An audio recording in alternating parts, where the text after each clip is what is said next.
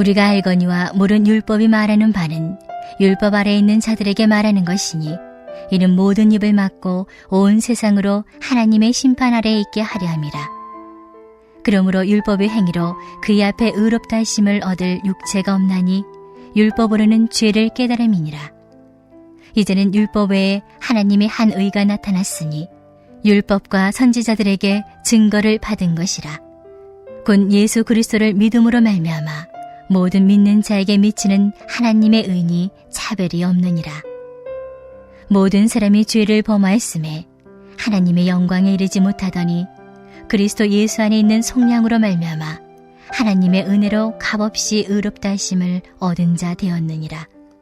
이 예수를 하나님이 그의 피로써 믿음으로 말미암는 화목제물로 세우셨으니 이는 하나님께서 길이 참으시는 중에 전에 지은 죄를 간과하심으로 자기의 의로우심을 나타내려 하심이니 곧 이때에 자기의 의로우심을 나타내사 자기도 의로우시며 또한 예수 믿는 자를 의롭다 하려 하심이라. 그런즉 자랑할 데가 어디냐? 있을 수가 없느니라. 무슨 법으로냐? 행위로냐? 아니라 오직 믿음의 법으로니라. 그러므로 사람의 의롭다 하심을 얻는 것은 율법의 행위에 있지 않고 믿음으로 되는 줄 우리가 인정하노라. 하나님은 다만 유대인의 하나님이시냐? 또한 이방인의 하나님은 아니시냐? 진실로 이방인의 하나님도 되시느니라. 할례자도 믿음으로 말미암아 또한 무할례자도 믿음으로 말미암아 의롭다 하실 하나님은 한 분이시니라. 그런즉 우리가 믿음으로 말미암아 율법을 파기하느냐? 그럴 수 없느니라. 도리어 율법을 굳게 세우느니라. 아멘.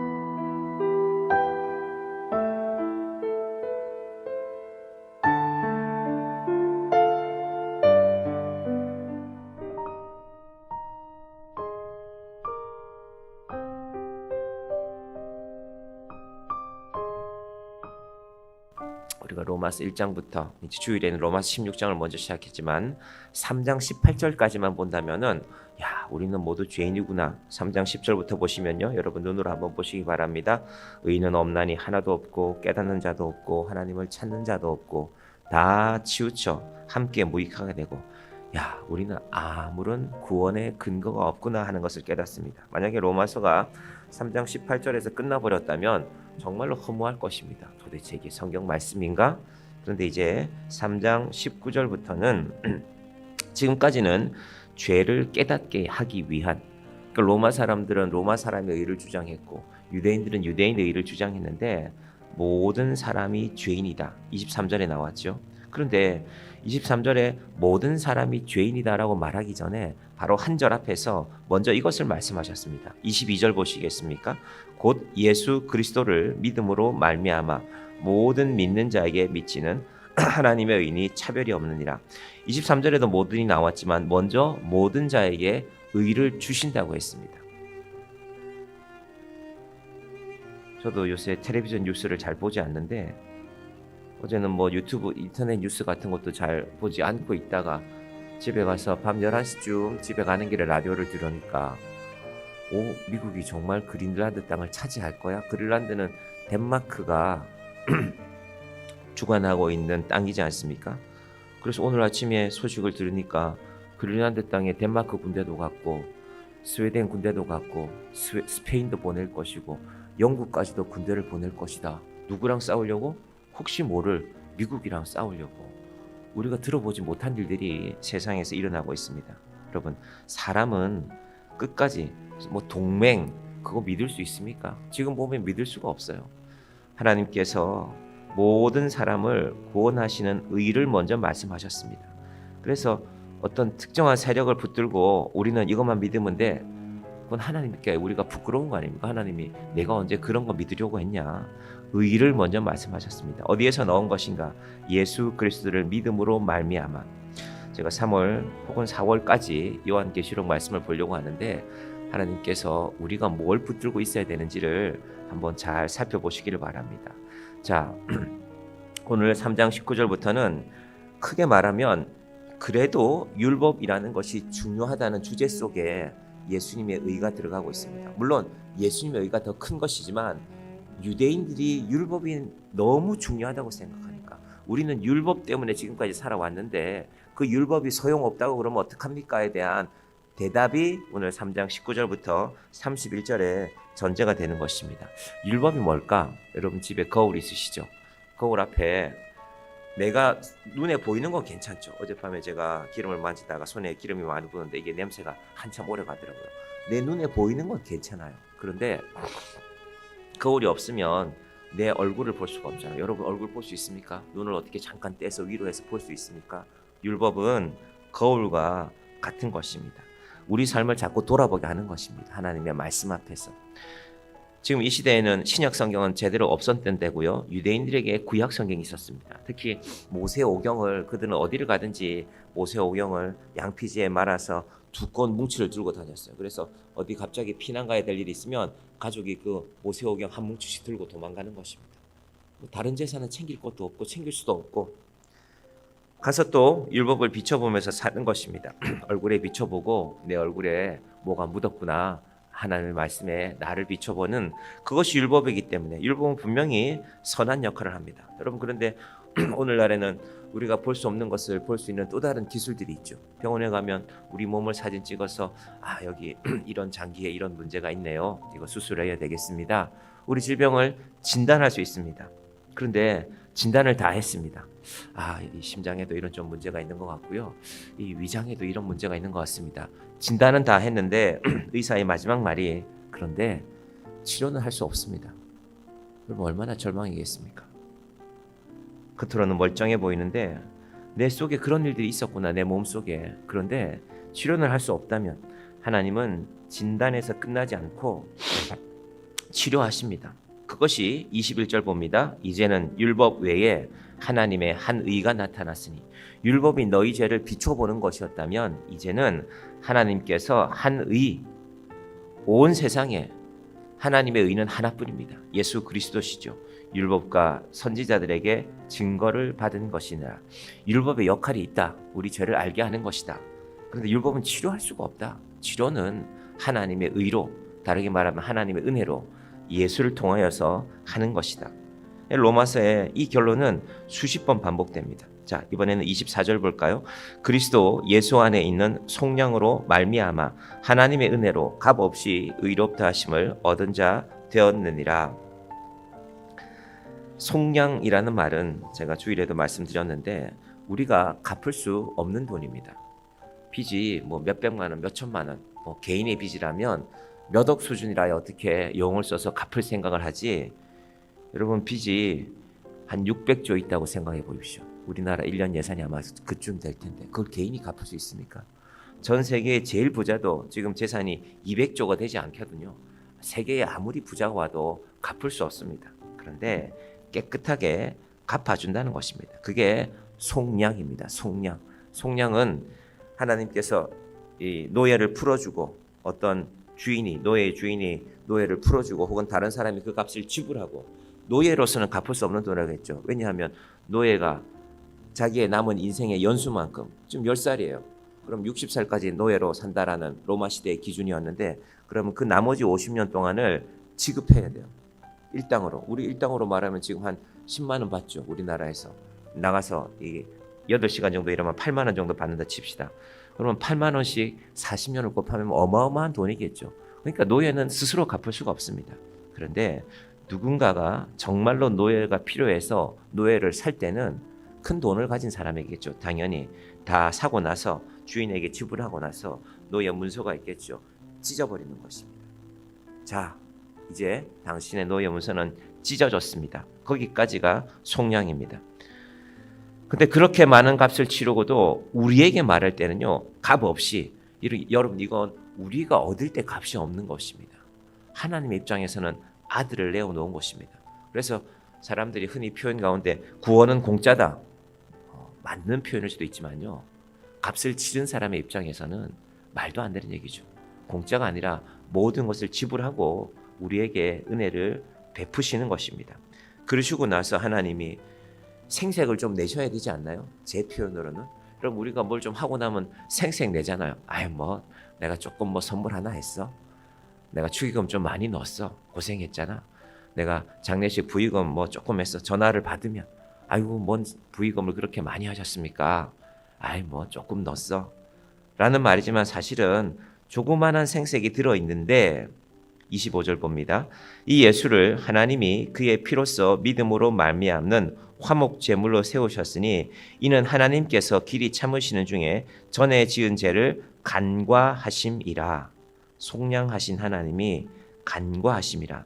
간과하심으로 자기의 의로우심을 나타내려 하심이니 우리 죄를 사하셨는데 하나님이 그걸 드러내지 않습니다.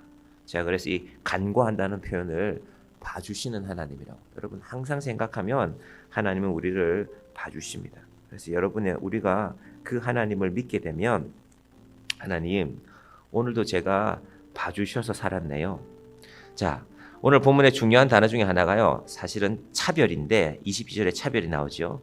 하나님은 첫 번째 죄의 차별이 없으시고요. 두 번째 의의 차별이 없으십니다. 그럼 세상은요 차별하는 세상입니다. 여러분 세상에 나가시면 왜 당신 나를 차별해? 이상하게 여기지 마십시오.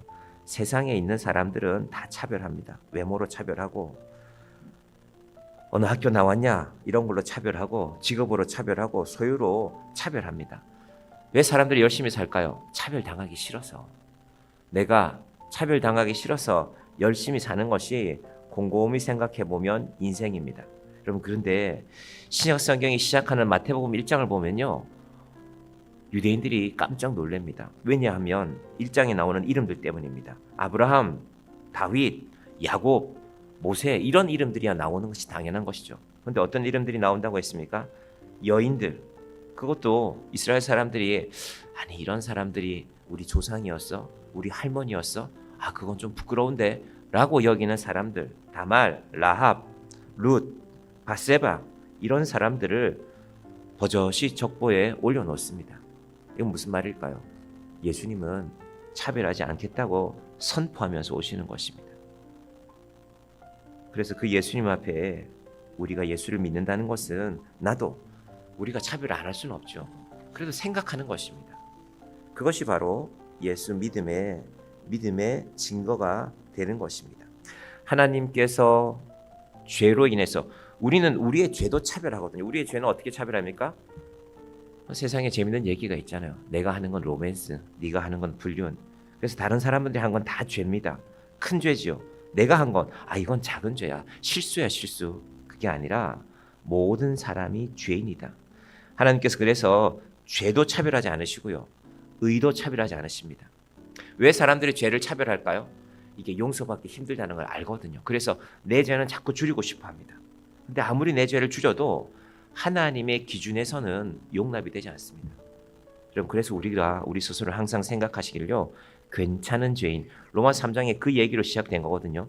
유대인이 나음이 무엇이며 할례의 유익이 무엇이냐.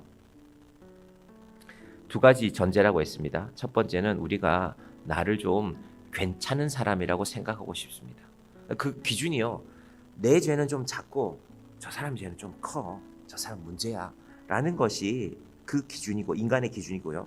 여러분 사람이 그런 기준을 가지니까요. 로마 3장 4절은 그런 의미입니다. 정리해보면은 내가 죄인이니까 하나님도 죄가 있을 거야. 내가 해결하지 못하는 문제들이 있으니까 하나님도 해결하지 못하는 문제들이 있을 거야. 여러분 믿음에 떠나는 이유가 그거 아닙니까? 하나님이 정말로 전능하다고 믿으면 여러분 전능함과 유능함은 다릅니다.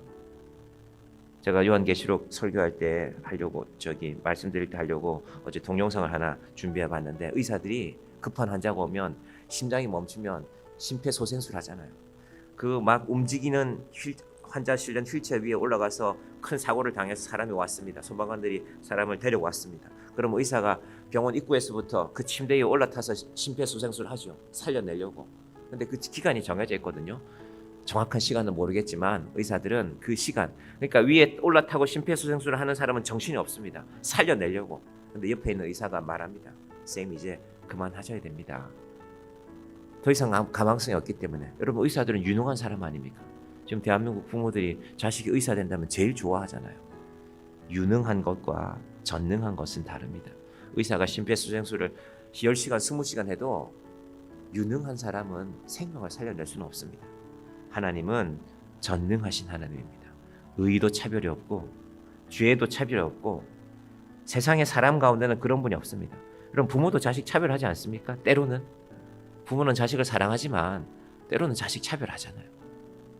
하나님께서 로마서의 말씀을 통하여서 의의 차별이 없으심이 무엇인지, 죄에도 차별이 없으심이 무엇인지, 예수님의 속량은 무엇인지 하나님 안에서 우리가 그 놀라운 은혜를 오늘도 마음 깊이 묵상하며 사모하며, 하나님, 제가 보잘것없는 사람인데 저를 지켜주시니 감사합니다. 혹은 우리가 어린아이 같은 질문이라면, 하나님, 도대체 왜 저 때문에 예수님을 주셨습니까? 여러분, 우리의 기도에 이 단순하지만 이 중요한 질문이 살아있기를 바랍니다. 그리고 하나님의 은혜를 알고 우리의 죄를 간과하시는 하나님의 은혜를 감사하며 이 하루도 하나님의 은혜를 사모하며 살아가시는 저와 여러분이 되시기를 간절히 축원드립니다. 기도하겠습니다. 하나님, 감사합니다.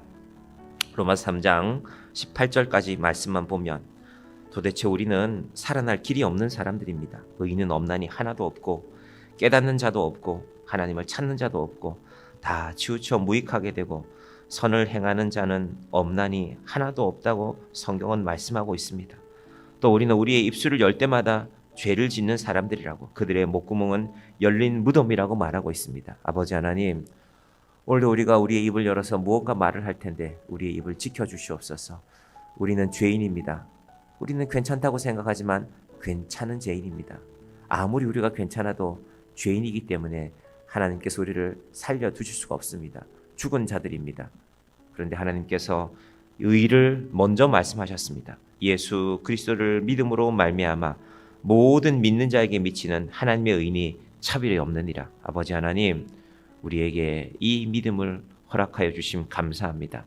우리가 정말 믿는다 하면서도 하나님의 의도 생각하지 아니하고 내가 죄인임도 깨닫지 못한다면 안타깝지만 우리의 믿음은 헛되고 거짓된 것입니다. 아버지 하나님, 죄의 차별이 없으신 하나님이 의의 차별 없이 우리를 사랑하셨음을 알고 오늘도 우리의 죄를 간과하시는 그 하나님의 은혜 앞에 감사하며 나아가게 하여 주시옵소서. 우리의 입술을 열기 전에 도대체 내 입술에서 어떤 말이 나가는지, 그들의 목구멍은 열린 무덤이라고 바울은 말하고 있습니다. 하나님, 우리 입술이 죽음을 향해 열린 무덤과 같은 입이 되지 않게 하여 주시옵소서. 저주와 악독이 가득한 입이 되지 않게 하여 주시옵소서. 아버지 하나님, 한 사람을 위하여, 한 생명을 위하여 그 생명을 살려내는 우리의 입술이 되게 하여 주시옵소서. 예수님의 이름으로 기도드립니다. 아멘.